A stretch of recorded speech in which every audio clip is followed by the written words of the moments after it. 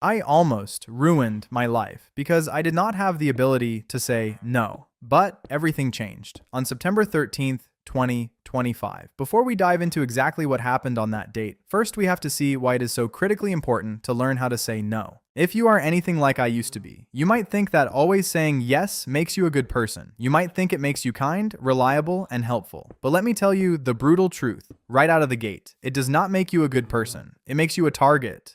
You a shadow of yourself, living a life that someone else designed. When you lose the ability to say no, you trade your authenticity for approval, and that trade will bankrupt you across every single area of your existence. Let us look at what your social life looks like when you lose the power to say no. In a social context, the inability to say no translates directly into chronic people pleasing. You become a social chameleon, shifting your preferences, your time, and your values just to keep the peace and make sure nobody is upset with you. But the most dangerous part of this is not just a packed schedule. It is that you completely lose your character. When you say yes to everyone around you, you slowly begin to adopt their opinions, accept their values, and bend to their expectations just to fit in. At some point, you completely forget who you are because you are living entirely in other people's beliefs. Your genuine identity gets erased, and you become an actor in your own life, playing a script written by everyone else except you. The moment you read it, a heavy knot forms in your stomach. You desperately want to pass, but an overwhelming wave of guilt and anxiety paralyzes you. You think if I say no, they will think I am boring or get angry at me. So what do? You ignore your own needs and type out, "Yeah, definitely. Cannot wait." You force yourself to go, putting on a fake smile for hours. You are not actually present. You are just a shell of a person wrapped in a social costume, breeding a dark sense of internal resentment. When you cannot say no, you also become the default dumping ground for everyone else's inconvenient tasks. You become a utility to the people around you, helping them move on your only day off, or listening to toxic venting for hours, rather than a genuine friend. The financial damage of being unable to say no happens silently through 1,000 tiny cuts that eventually empty your bank account. Financial ruin for a chronic pleaser is built entirely on a foundation of social compliance. Imagine you have set a strict budget to pay off debt or save for a major life milestone. One afternoon at the office, a group of coworkers walks over to your desk. They are going out to a trendy, highly overpriced restaurant for lunch, and they turn to you and say, "Hey,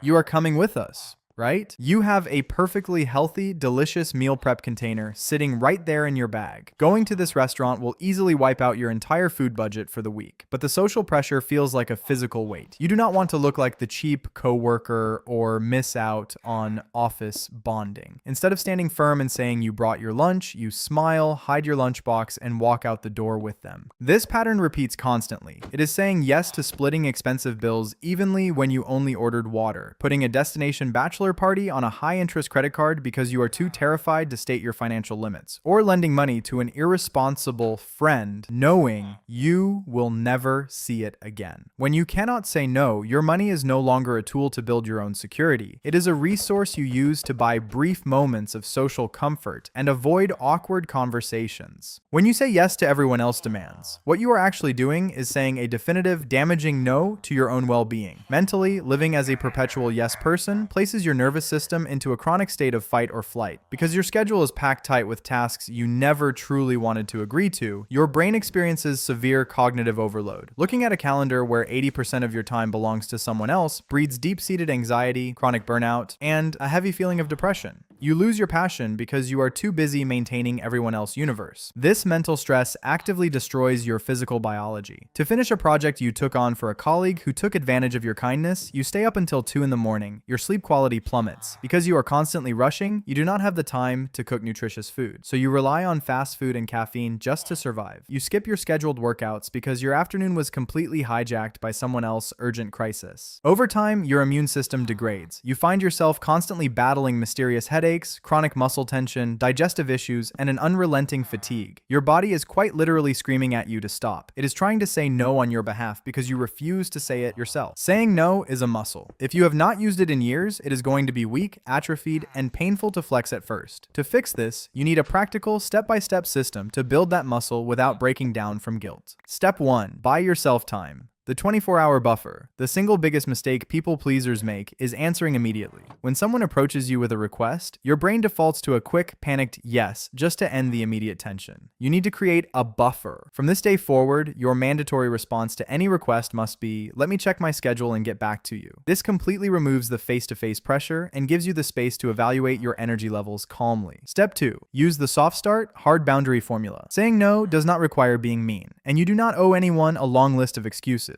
Excuses are simply an invitation for the other person to negotiate with you. Instead, validate the relationship first, then state a clear, unnegotiable boundary. "Thank you so much for thinking of me, but I do not have the capacity to take on any new commitments right now." It is polite, clean, and leaves absolutely zero room for negotiation. Step 3. Practice low-stakes rejection. Start small in low-stakes environments with strangers where there are zero personal consequences. Say no thank you to the retail cashier offering a store rewards card. Say no to the upsell at the coffee shop. Get comfortable with the brief, minor friction of a polite refusal. Once you realize the world does not collapse when you say no to a stranger, it becomes infinitely easier to say it to a coworker or a friend. When you finally start holding your boundaries, your social life undergoes a radical transformation. Before, your social life was defined by quantity over quality. You were surrounded by people yet profoundly lonely because you were living under the weight of other people's beliefs, completely losing your own character and identity in the process. You were treated as an afterthought or a convenience because everyone knew you would always say yes. After, the dynamic shifts completely. When you start saying no to things that do not align with your true desires, the parasites and takers who were only using you for favors naturally drift away. Do not mourn their departure. Celebrate it. The people who truly value you for who you are will stay. Your social circle will become smaller, but it will become infinitely deeper. You stop living in their beliefs and finally reclaim your own character. When you do say yes, you show up as your full, vibrant, engaged self, transforming from a convenient doormat into a deeply respected person. The shift in your financial life when you reclaim the power of no is immediate and measurable. Before, your bank account was a leaky bucket, continuously draining cash through minor social pressures and unspoken guilt. You spent money you did not have on expensive dinners you did not enjoy, and trips that caused you intense financial anxiety just to maintain a fragile image of conformity. After, you become the absolute ruler of your financial domain. When a coworker invites you to an overpriced lunch that does not fit your budget, you calmly decline. The brief moment of awkwardness passes instantly, replaced by an unshakable sense of peace when you check your balance at the end of the month. Suddenly, you have the surplus capital required to fund your actual dreams, paying off debt, building an emergency fund, and investing in your future. Saying no grants you total sovereignty over your hard-earned money. The most profound transformation occurs within your own body and mind. The health revolution that takes place when you stop overcommitting is a total restoration of your life force. Before, you were a walking manifestation of chronic tension. Your mind was a never-ending storm of deadlines, lingering guilt, and profound decision fatigue. You woke up exhausted, pushed your way through the day using caffeine, and went to bed with a racing mind that refused to shut down. After, your entire nervous system undergoes a deep necessary reset. Because you have cleared out unwanted obligations, your calendar opens up, giving you large blocks of free time to rest without a single shred of guilt. Your mind becomes quiet, and the background static of anxiety fades away. Physically, your cortisol levels drop back to normal. Your sleep stabilizes, your natural energy returns, and chronic stress symptoms melt away. You are no longer just reacting to life trying to survive, you are actively thriving. Which brings us right back to where we started. September 13th, 2025. What actually happened on that specific date? Why was that the exact day that everything changed for me? I'm going to tell you the absolute truth. Nothing external happened on that day. There was no cataclysmic accident, no dramatic intervention, and no sudden financial disaster. September 13th, 2025 was simply a Tuesday. I woke up early in the morning, walked into the bathroom, and looked at my reflection in the mirror. I looked at a face that was visibly exhausted and aged beyond its years. I looked at my digital calendar for the week ahead and saw that it was completely hijacked by commitments I absolutely hated for people who did not truly care about me. My bank account was draining, my health was actively failing, and I felt entirely hollow. And in that quiet morning, I had a sudden, terrifyingly clear realization. If I do not start saying no to others, I am going to completely run out of yes for my own life. That was the day I made a non-negotiable non-negotiable vow to myself to change. I decided right then and there that my time, my energy, my mental peace, and my financial future were precious assets to be fiercely protected, not cheap commodities to be given away for free to anyone who happened to ask. You do not have to wait for a specific date on a calendar to make this choice for yourself. You do not have to wait until you hit absolute rock bottom, until your health completely collapses, or until your savings account hits zero. You can choose your own turning point right now, in this exact moment. The next time you are faced with a choice that compromises your peace, your goals, or your well-being, remember the immense power that lies within that simple two-letter word. Take a deep breath, buy yourself some time, and remember that protecting your own life is not selfish. It is an absolute necessity. Start saying no to what drains you, so you can finally start saying yes to what fulfills you.